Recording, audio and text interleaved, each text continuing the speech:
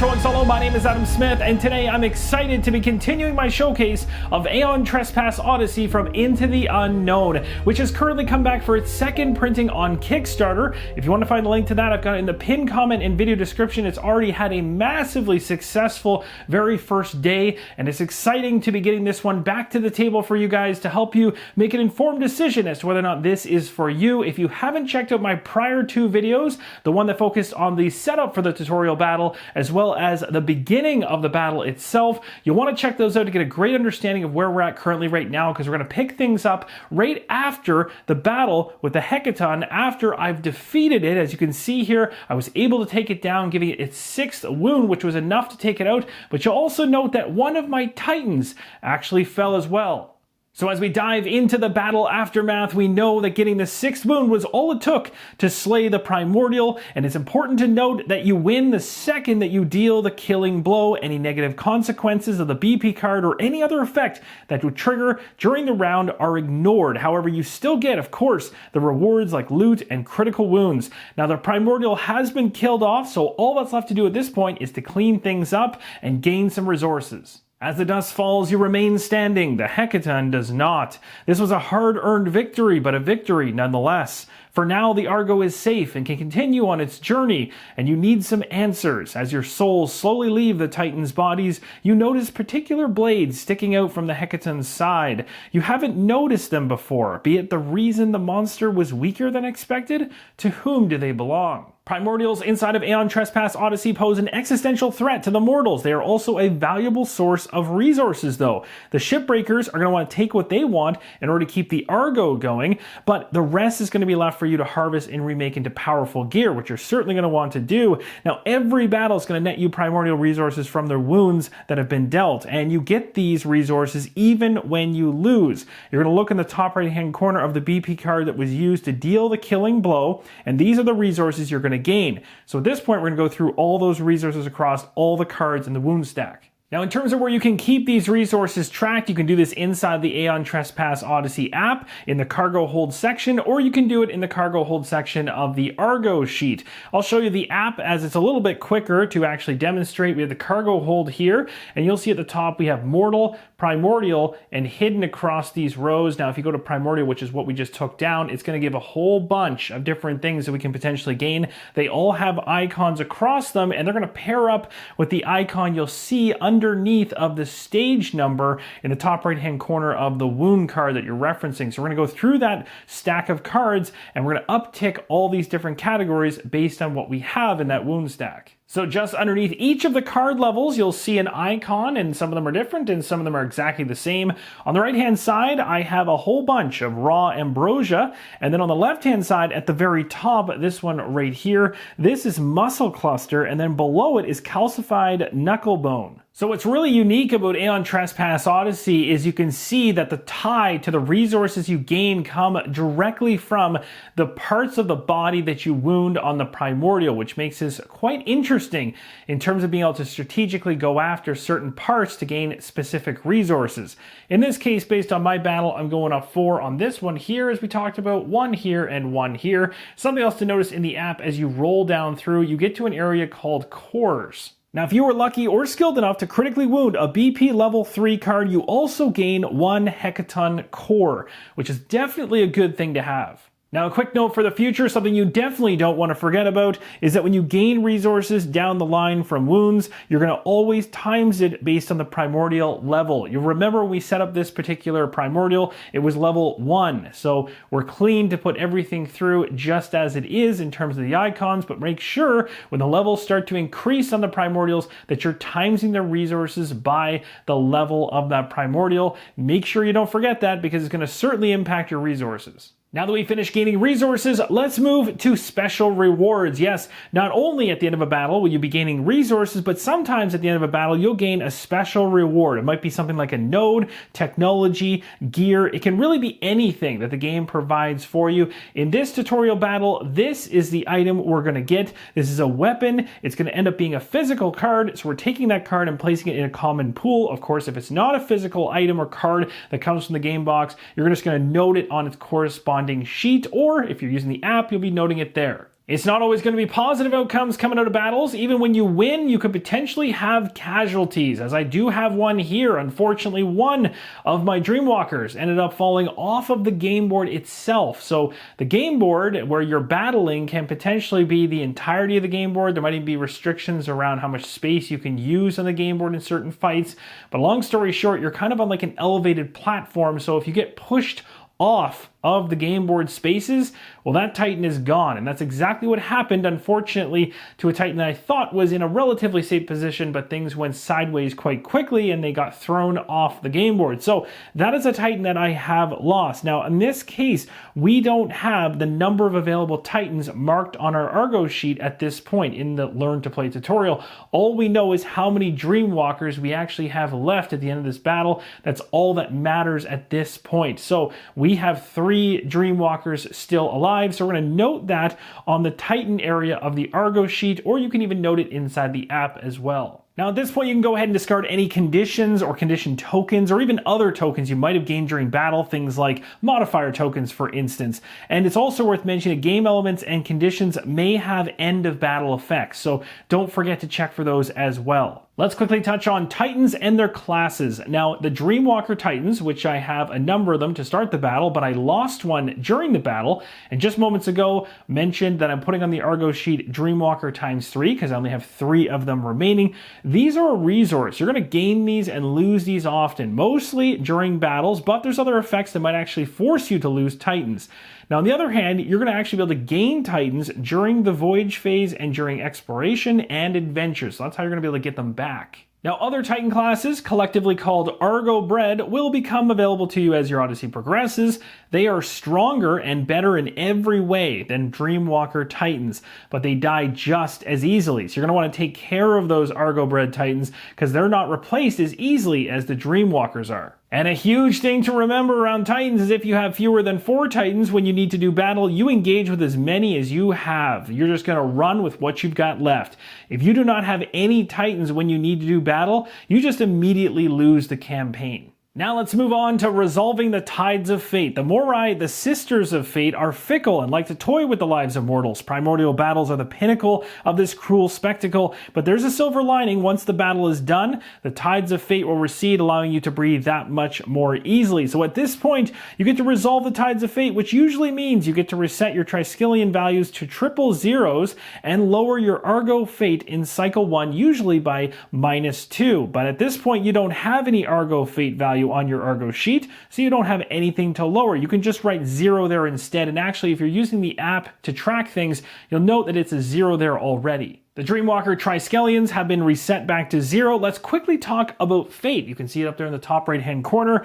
It is the measure of your individual defiance of the Moirai verdicts. It goes from 0 to 9. The higher it is, the more times you alter your destiny. The Moirai don't like that, and they will try to correct this mistake. In other words, high fate is bad for you, as we talked about in prior videos. Now, Argo fate is an application of the fate mechanic to a whole Argo city ship. In other words, it's a collective fate of the vessel and all the people on board. This Argo fate also goes from 0 to 9, and a high fate is bad for you in that situation as well. In fact, actually going over 9 means immediate campaign loss. So many effects will force you to raise your Argo fate, and you'll have to pay for others using Argo fate.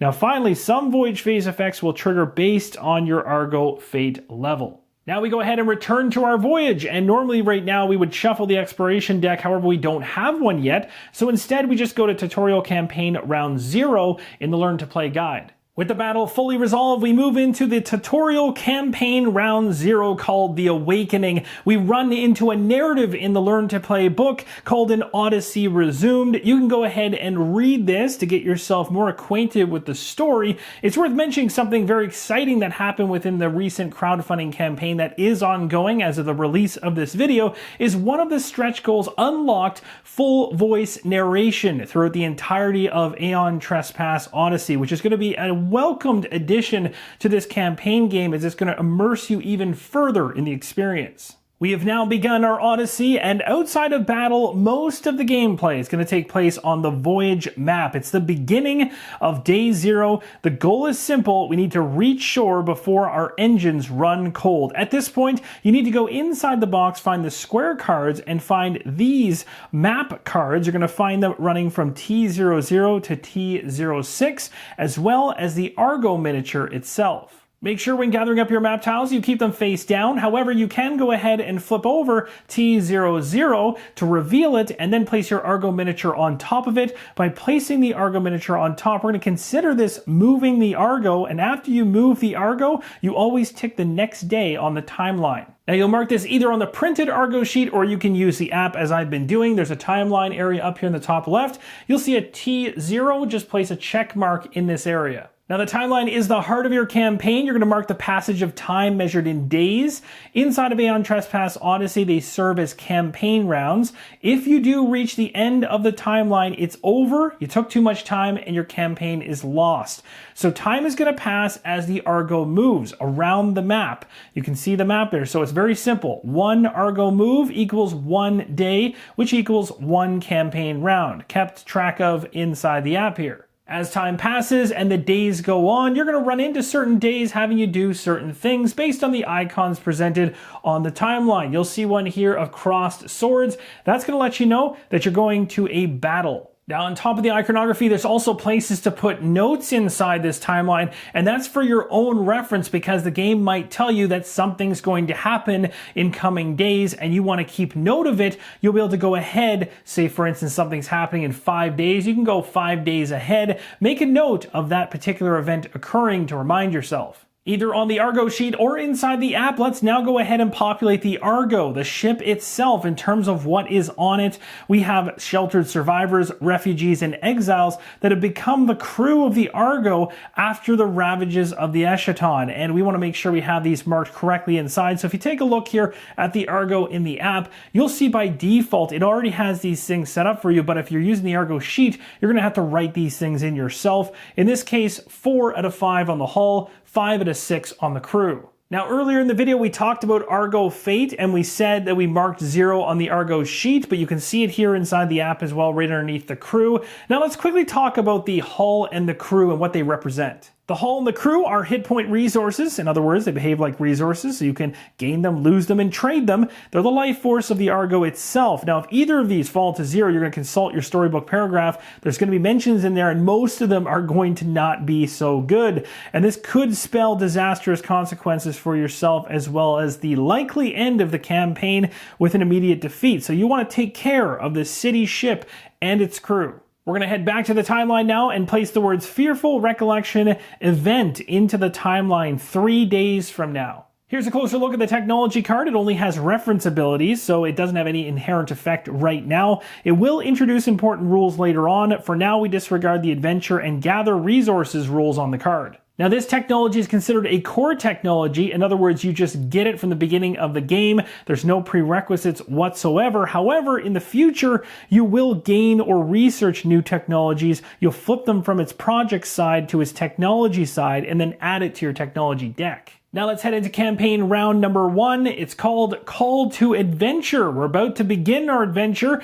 It's time to finally move the Argo, at least officially here on the map. So we're usually going to use a map tile, which will allow us to move in several different directions. Even as noted on the technology card, we can use waterways to get around. For now, the Argo is stranded on the Great Sea. It's looking for a place to refuel. And the only direction you can go here is east. So we're going to head that direction. We're also going to note the arrow there on the right hand side of the map card, specifically letting us know we need tile T01. We simply place it revealed side up, move the Argo on top of it. Now on the new tile you've just moved into, you're going to see an adventure symbol just to the left of where I placed the Argo. This indicates we're going on an adventure. We'll talk more about adventures, hubs, boxes, all those kind of things later on. For now, we're going to go to our timeline here and mark T1. Hopping back inside the app, we go to the timeline area and mark another day passed. So as for the map, in terms of directions you can travel, you're always going to be taking a look at those direction arrows to see where you can go next. Also worth mentioning, you're going to come across a number of icons and symbols across the map as you go deeper into the campaign. We're going to cover a good chunk of them here in the Learn to Play, but you'll also run into others as you continue your exploration. So we know we're going on an adventure, so we're going to take a look at the adventure section right here. You'll see tutorial at the very top, so we click on that, and then we click on the very first one here. It says Sea of Shipwrecks. So we've begun what is known as an adventure hub. Now inside the tutorial, this is a much streamlined version of the adventure hub, but inside the major hubs as you move through the campaign, it's going to be a set of story passages with a beginning and an end. Most adventures are going to give you a choice as to how to proceed. There's no really bad choices, but all of them can have positive or negative consequences. And of course, you get to decide how to navigate those complex stories, what you're willing to sacrifice, what you're willing to gain. And of course, adventures can be anything. Swashbuckling clashes on the high seas, you got stealth infiltration missions, war stories, diplomatic negotiations. There's all kinds of different things you're going to run into. As your Argo continues to travel and reveal unexplored tiles, you'll run into more of these adventure hubs, and it's worth mentioning, normally you're going to go ahead and roll a d10 to determine what you've encountered at that particular adventure. Now when you go to these adventure hubs, you're going to have essentially a start and a finish, known as an alpha and an omega. These are set things that are happening in the adventure, something you're going to run into at the very beginning of it, and something you're going to run into at the very end of it. And the middle might have blanks, and when it does, you're going to be rolling a die. The die will determine what you're going to encounter in the middle part of that adventure. Sea of Shipwrecks. You wake up to the sound of alarm bells. Cold chills run down your spines. Has the monster returned? Are you to do battle again? When you get to the deck, the old priest is already there, pointing ahead. Before the Argo lays a sea of shipwrecks, mighty ships broken in two or smashed into tiny, unrecognizable pieces, drifting. It's impossible to discern to whom the armada belonged. The Argo can plow through this watery graveyard, go around it, or stop to look for survivors and supplies. You are in command now, muses the old priest. But if it was me, I'd prepare the launches to look for anything useful. You get into the boats with your newfound crew and set off for the wrecks. It's as if something massive tore these ships asunder. Some of the larger warships show signs of precise piercing damage. What could punch through a bronze-plated hull and come out on the other side? Perhaps there really are worse things than the Hecaton out there. It now tells us to choose a party leader. When playing solo, we don't have to worry about this. They're typically used to break ties.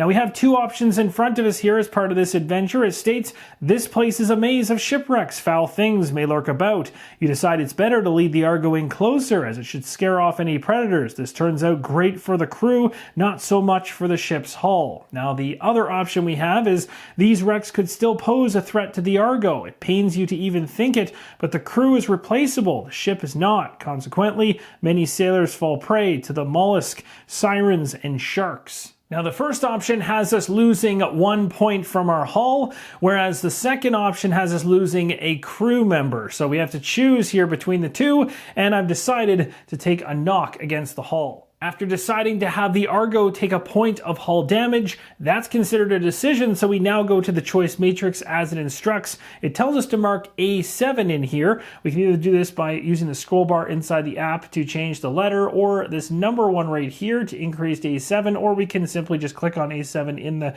box down below. It will come up, then you simply hold down the button until it finally checks, and it will highlight inside the app that it's done. Regardless of the choice, on our way back, we make a startling discovery. In the cargo hold of one of the larger ships, in long iron caskets, we find titans, weak, incapacitated, but alive. The benefit of this discovery comes in the form of titans, as we know. We end up increasing our titan limit up to 8, regardless of what it was before. We also discover and gather enough raw materials to gain these 3 gear cards. And we also gain these oversized technology cards, and at this point we return to the voyage phase. Now this Sea of Shipwrecks first adventure introduces you to a mixture of story, world building, choices, and tests. And of course in this one, quite simplistic, as you really just had a choice between losing hull integrity or a few sailors. And of course, being that you're at 5 for both to start, you really don't know how things are going to pan out in the future, so this is a pretty even decision in most cases,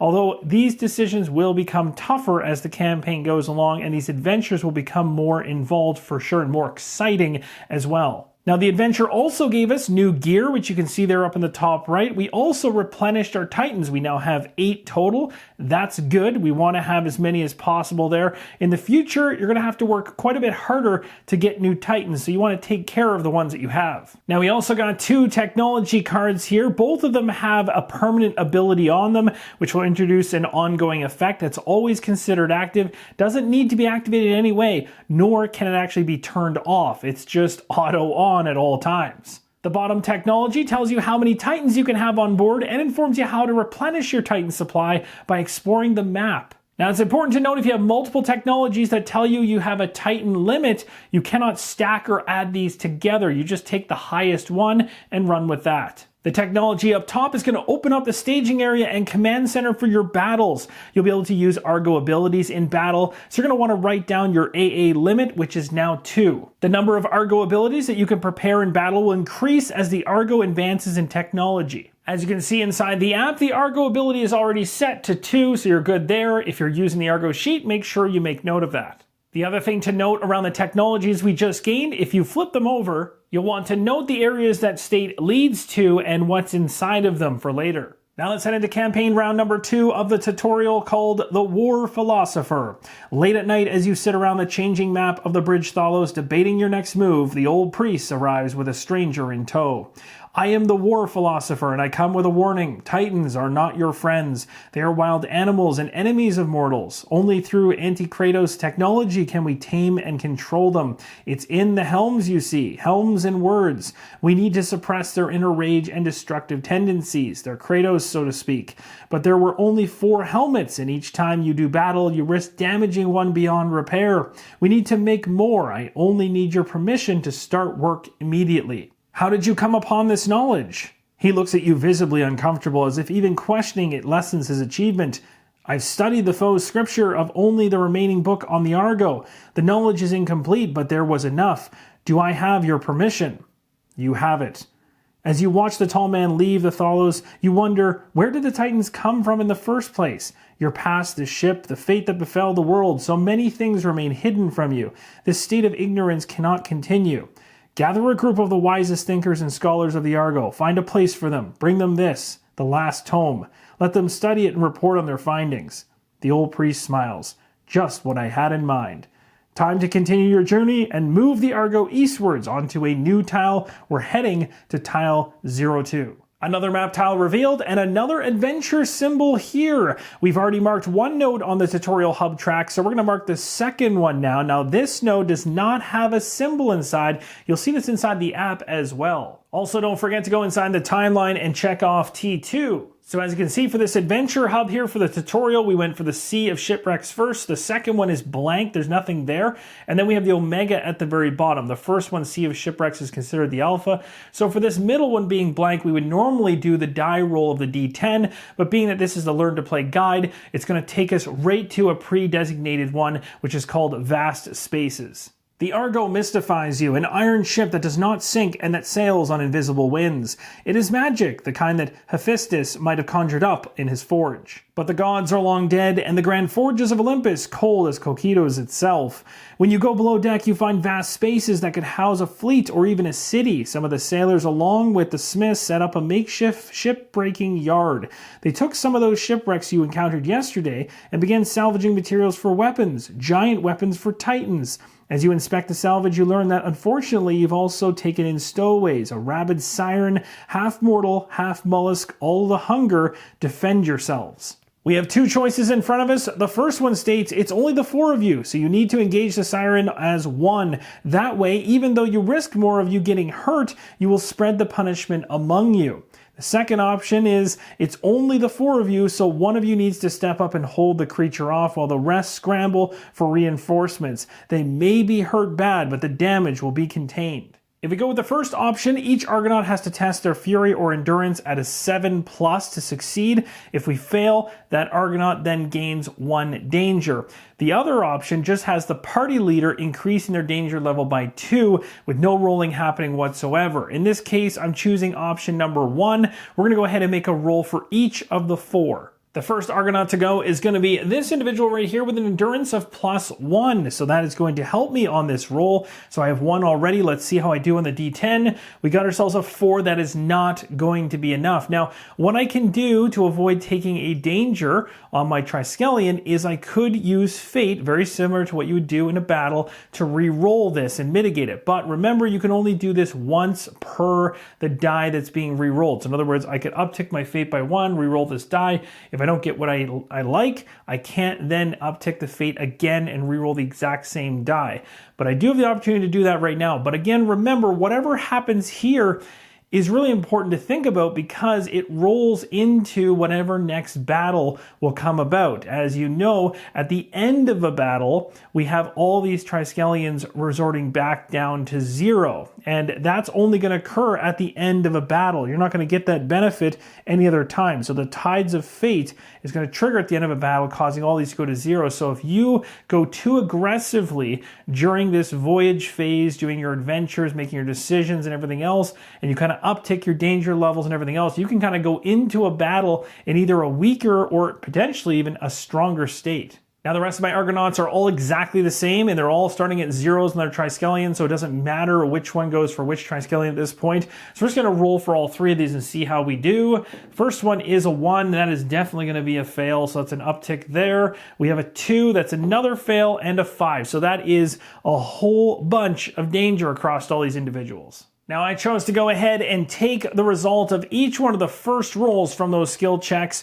I'm not going to go ahead and spend any Fate across to any of the Argonauts in order to re-roll a die for them. So upticking 1 danger on every single one of these. Now a key thing to remember is anything happening to your Triskelion before you go into battle is going to be on that Triskelion going into that battle, because Tides of Fate does not wipe that Triskelion back to 0s until after the next battle. So these types of decisions are going to be key. You managed to slay the rabid siren, but not without cost. Still, it had to be done to secure this space for the people, and those people have something to show for their efforts. Intact siege weapons, salvaged from the wrecks, and a few barrels of ambrosia, courtesy of the dead siren. Now you just need to find a way of reshaping those materials into equipment that will give you a fighting chance against Primordials.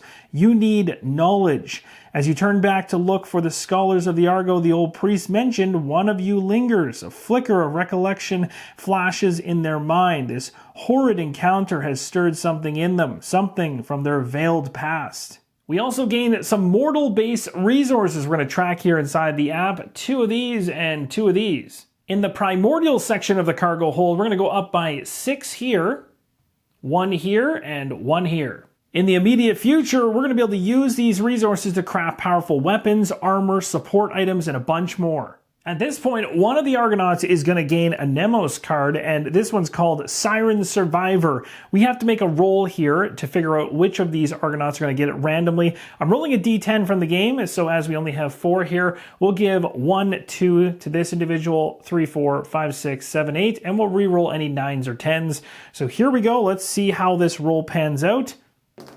Got ourselves a 3, so that'll be this Argonaut right here. So to note this, either on the Argo sheet or inside the app, go inside of where you have your Argonaut info. You'll see a tab here for that specific card we just got. And then here it'll say we can add a new one. We click on it, we find the card we just gained, Siren Survivor, and click on it. Now it's added to this Argonaut specifically. Nemos cards represent the subdued, forgotten, or repressed memories of the Argonauts' past lives. As I mentioned at the very beginning of the video series, Argonauts do not remember much at all, so these are going to help with them remembering bits and pieces as the campaign goes on. Each of these cards has a bit of a backstory, some skill bonuses, and 3 unique abilities, and some of these abilities may actually influence the battle, others might be useful during the voyage or adventure phases.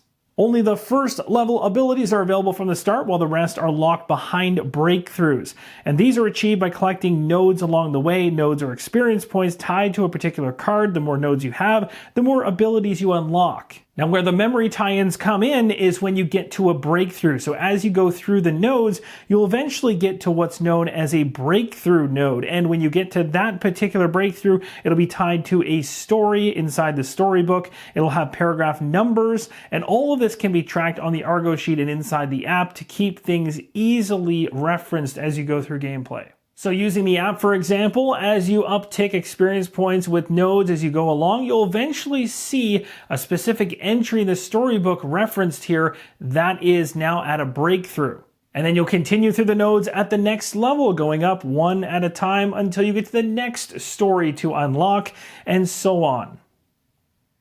So as an example here, we have level 1 and its ability. We go through the nodes. Once we hit the breakthrough, we're going to go to a story entry during that portion of gameplay, but we're also going to be able to unlock the next level ability. So there's two things happening every single time you get to a breakthrough. You have that story element. You also have an ability coming into play. The final thing we gain from the adventure is the Last Academy technology card, which allows us to finally begin researching new technologies. Now this occurs during the advancement step, which is in the campaign round sequence coming after moving the Argo, advancing the timeline, exploration adventures, and battles. So it's right now. Now we're going to go inside the core box to find technology cards, which will make up our projects deck. This is going to include cards like weapons, armor, rhetoric, hunting, and indoctrination philosophy. When you're looking at your projects deck, you have different types of technologies you can research. You have structural technologies, which have this icon in the top left-hand corner, or you have battle technologies, which you can see by that icon in the top left-hand corner.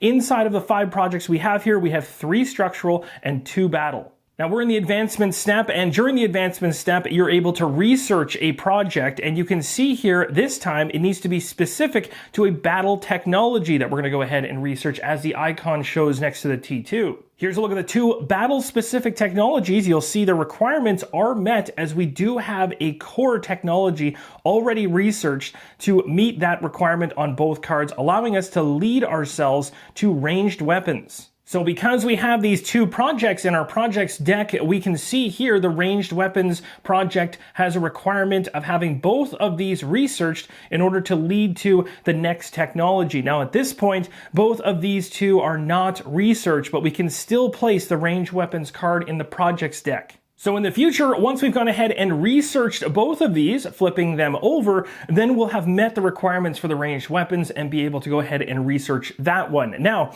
in terms of the double-sided nature of these technology cards, you are freely able to flip them over at any given time to take a look at what that technology will provide you in terms of crafting. You can choose if you wish to go in completely blind, not knowing anything that researched project is going to give you, but I recommend actually taking a look at them to help you plan out what you're trying to accomplish in terms of crafting. Now, if you flip these things over, once they're researched, and I haven't chosen one to research yet, but I'm taking a look at what's going to be available for crafting once I choose to research that project. You'll see I'll gain technology that will allow me to go ahead and craft any of these things, provided I have the actual ingredients to do so. We've been keeping track of those inside of the app. Same thing over here with the armor. So I have to choose here which of the 2 am I going to keep researched. So I've gone ahead and decided to research the weapons card. So this one is now fully researched, which will stay like this. Also taking a look at the core technologies down below, which were provided as part of the Learn to Play.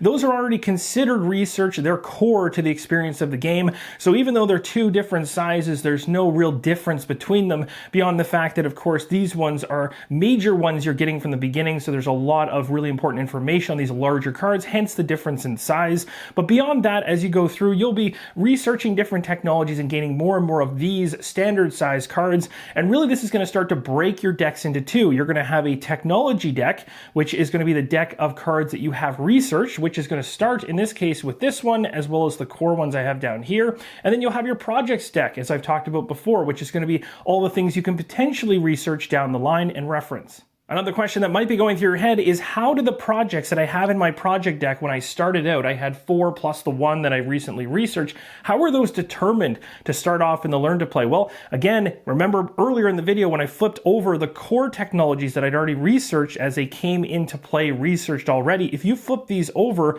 not only are you going to see exactly what they lead to, in this case, this one, Last Home, leads to rhetoric, which is one of the technologies that I have in my projects deck. And that's going to be a common theme game as you go through. The cards you gain are going to lead to other cards, adding to your project's deck. You're going to be going ahead and researching cards, allowing you to flip them over to gain the ability to craft different things. And that is the nature and how this whole system works around technology cards. So if I was to go ahead and flip over the other core technologies that I didn't show you just moments ago, these would lead to these other technologies, these other projects that I have available to me. Now, the final point that I want to make sure everybody understands around technology cards is the fact that when you hit the advancement step, you can only research one card. I mentioned this prior, but really want to hammer this point home because as the game goes on, you're going to start to notice that your project's deck, which is going to increase over time, you might be able to meet the requirements of a number of projects. But when you hit this particular step, you can only choose one to research. You're unable to just go ahead and research a whole whack of projects. And that, my friends, is going to wrap up this video focusing on the battle aftermath and campaign rounds 0 to 2. In the next video, we're going to pick it up in campaign round 3 and go all the way to 6, which will finish off the Learn to Play guide, which I'm really hoping this series of videos is helping you get a great idea as to how Aeon Trespass Odyssey operates and flows. Of course, remember, this is just the Learn to Play experience. There's many more layers to add into the game beyond in the rulebook, but it is advised that you do not read the rulebook from front to back when you start off your journey with the game. Just focus on the Learn to Play, which is a nice introduction into the game, and as you need to look up rules as you go along, there's a great index inside of the book that'll help you to find the information you need as you move along, and you'll learn as you progress through your campaign. Thank you guys so much for watching, and let me know in the comments below what you thought of this video series to this point, as well as what's going on inside the second printing for Aeon Trespass Odyssey and that crowdfunding campaign, which is an exciting one, and there's lots going on inside of there in terms of what's coming down the line. Thank you guys so much for watching, and as always, keep on rolling solo.